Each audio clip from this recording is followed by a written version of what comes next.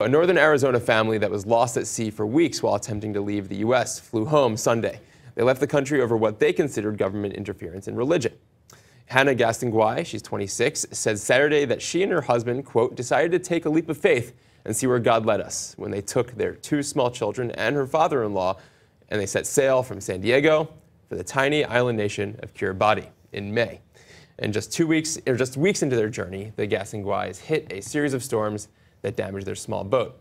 They were eventually picked up by a Venezuelan fishing vessel and then transferred to a Japanese cargo ship and taken to Chile. When they were found, they had been on the ocean for about 2 months and were low on supplies. They were out of food and were down to some juice and some honey. She said they were able to catch fish, but they didn't see any boats. So, Paul, their motivation for the trip, religious liberty? Well, that's what they say. I mean, I think that it's hard to find a more religiously free country than America. I mean, certainly you can have objections to moral issues like homosexuality and abortion, but people are pretty free not to have abortions and not to be involved in homosexuality if they don't want to be. I think that it's one of these, they also weren't a part of a church, which is interesting. So they didn't really have a sense of what a community is, and they didn't have a pastor to say, hey, you guys might not want to consider taking an 8-month-old baby on a trip out into the middle of the Pacific, and it's really it was a reckless sense of endangerment of 2 small children. But I think that there's this idea that there's going to be this place there where everyone will agree with us, and we can be religiously free. And the place is called Kiribati. No, I have no idea why they chose that. I think they chose it because it was very underdeveloped, which is kind of an odd reason to choose something. Maybe they viewed it as a weak government or something like that.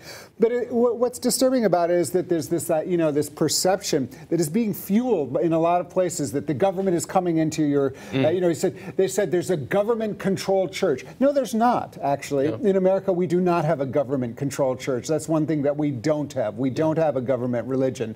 So there is incredible freedom in this country, but there's like a line being fed to people, and these people moved to San Diego, bought a boat, lived on it for a while, and then headed out. And just it was horrible. I mean, but it's also kind of it's kind of amazing.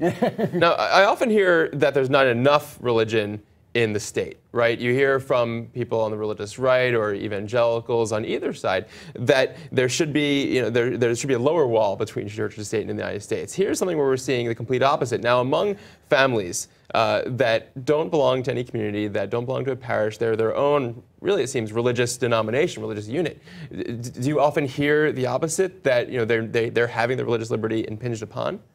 Well, I think that what you hear when people talk about having more religion in the state, generally what they mean is more of their religion in the state, and so they want more of more control of the things, and that comes from both sides. I mean, you have the left who want more social services for the poor, for instance.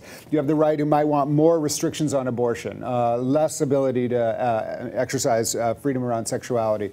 For like these, there's also within the United States there is this. You have these enclaves of, whether it's Amish or ultra-Orthodox Jews, and then you have, just a small unit saying, hey, can we exercise freely? What is the problem here is I think that there's a perception, there's this line that gets fed to them, and inside they kind of feel like, hey, this is a government that's hostile to us, and that's I think the problem with some of the media outlets and also the internet, that you can get into this echo chamber where the government is coming to get us, the government is taking away our guns, the government is doing all of this stuff, which may have nothing to do with the reality, but it can feel very threatening, and then you kind of say, Jesus told me to go out. I mean, literally, they said, we trusted in God, and we're going to just trust our faith. We're going to take a leap of faith, and we're going to go head out into the sea. And what does it mean to them now? I think it has to be asked, like, a crisis of faith. Well, God had you floundering out there for 2 months in a situation which really imperiled your own lives, but also the lives of young children? Yeah, I mean, it's a fascinating question, isn't it? Yeah. For leaps of faith. And yeah. I mean, I think leaps. The question of like, okay, I'm going to put a leap of faith, but you know what?